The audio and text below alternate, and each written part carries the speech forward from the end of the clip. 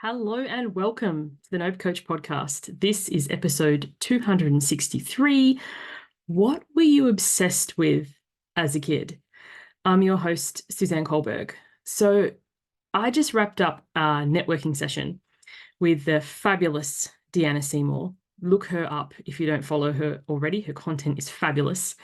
And I must admit, networking sometimes to me induces nascent eye roll, and it's like, should I throw the business card in the bin or will you? This was a virtual business networking, so no physical business cards are exchanged.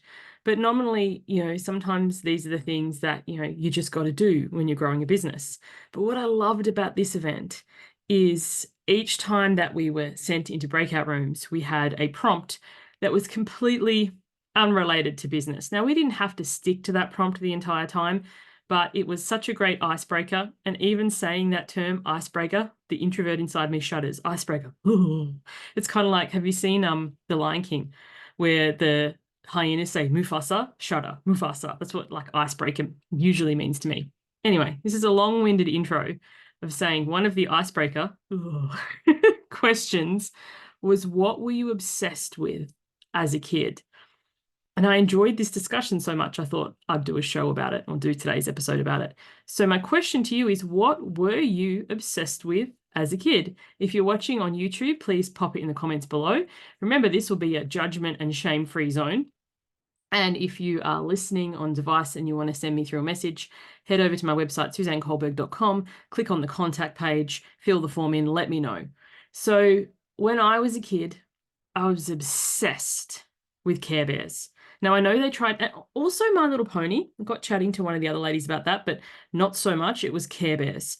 And as a side note, I kept My Little Pony for my own daughter, kept this stuff for 30 years. Then there was a big recall notice because they were full of carcinogens, so I had to throw them all away. So that being said, if you're anything like me and you have 30-year-old My Little Ponies stashed somewhere, you may want to check if they were ones that were recalled. Anyway, when I was a kid, I was obsessed with Care Bears. So much so that I used to write letters to them and they used to respond. It was a couple of years before I figured out it was my older sister, but at the time I was so caught up in the magic, I literally thought that they were replying to me. I used to write the letters to the Care Bears, roll them up into like a little circular thing, and then thread them through the bars of the swing. I had a swing set outside, and then they would reply. And I used to create worksheets for them. So when we were talking about this morning on networking, the next question was, and how does that relate to what you do now? And I was like, well, I did do a stint of teaching. I think I've talked about this on the show before. I did a 6-month stint of teaching and then decided that it was not for me. So creating the worksheets kind of made me think back to lesson planning and curriculum and marking kind of days. But I was like, I don't see how my fascination with Care Bears as a child relates to what I do now. But then there was a astute observation for somebody in my breakout room. It was like, Care Bears are undeniably happy, probably because they have really good boundaries. And you are the Nope Coach after all. And I was like, yes, which dovetailed into a whole other conversation about the definition of rude. Because what happens with this networking event is, because we are sent virtually into breakout rooms, sometimes you could be sent into the same room as you were with somebody before. So the facilitator said, just come back to the main room and then I'll reassign you. And then she was like, oh, well, I don't want people to think that you don't like each other. And it all devolved into, who made it awkward. But, suffice to say, with, strong boundaries, if you've gone to an event to network, to fast network, to meet as many new people as possible, and you end up paired with somebody that you've already met with, is it rude or mean to say, actually, we've already been connected, can I be paired with somebody else? No, that's just a sign of good boundaries and getting what you came for. When is it considered rude? I guess to those of us who were brought up as people pleasers, so many behaviors we consider rude. If we pause and question, are they rude or are they just the modeling we had when we were younger? I don't post much on Facebook anymore. I'm moving away from social media this year, but I did share a meme a few weeks ago that said, something like, wow, you're so considerate. And it's like, oh no, I was just raised in a household where, we couldn't express our needs. And so many people related to that.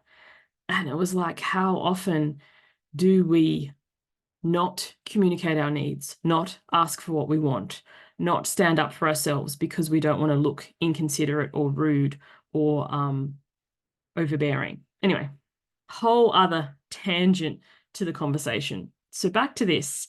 I would love to know, spend a few moments after this episode pondering before you jump on to the next thing in your listen list. What were you obsessed with as a kid? Some people shared, Barbies. Some people shared WWF, like the wrestling. My own kids, my son is obsessed with Katy Perry. So it's interesting.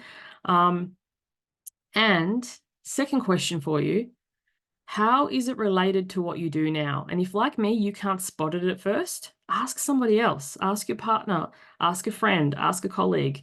Say, hey, I was given this assignment to think about, reflect on what I was obsessed with when I was a kid, and it's this. And then how does it relate to what I do now? Because it'd be interesting to hear other people's reflections. And yeah, if you want to share in the comments below, if you're watching this on YouTube, please let me know. Also, that being said, shameless plug. If you are watching on YouTube, I really ask that you subscribe to the channel. I would love to reach 1,000 subscribers by the end of 2024. I'm currently at 180, so we've got a ways to go. And based on current projections, the ability to grow this channel so far, I may reach 1,000 subscribers by 2040. But in all seriousness, I would really love if you hit the subscribe button, if you leave comments on the videos that you watch, even if it's just thanks or whatever, any comments that you add or a like lets the YouTube algorithm know that, hey, this is a video that people are enjoying, and then YouTube organically shows it to more people. And that is really, really useful for me in business. If you have already subscribed, who do you know who may enjoy this channel? Share a link with the video to them, invite them to subscribe. If you're listening rather than watching, because I know many of you join me on Apple, Spotify, many other platforms, Amazon, Audible, shout out to however you're consuming this content. If you can spare a moment to head over to YouTube and subscribe to the channel, I would really, really appreciate that. Is it rude? Back to what we were just talking about. Well, is it rude to ask for what I want, or is it just communicating what my needs are? I am running a business. I'd love to get in front of more people. Growing it is time consuming. And, if you can help spread the word by liking, commenting, sharing, that is so, so appreciated. I find it really interesting that, the bigger name channels, the bigger name people are really fast to comment and share, which is great, obviously, because they're bigger names and well known, but they're not even going to notice that. I noticed every comment, every share. I so appreciate it. So if you can spare a minute or two to comment on a video that you watch, to subscribe to the channel, to recommend it to a friend, that could make such a big difference in my business and in spreading the word. Thank you for joining me today. I'm really curious to hear what you were obsessed with as a kid and how far back might that be? And isn't even a thing now, because there's sometimes I say something to my kids and I get a blank look. That's not even a thing now. And then I have to, thank goodness for Google, that I can show them. But anyway, interesting topic for the day. Love to hear what you come up with. Hope to see you on the next one. Bye for now.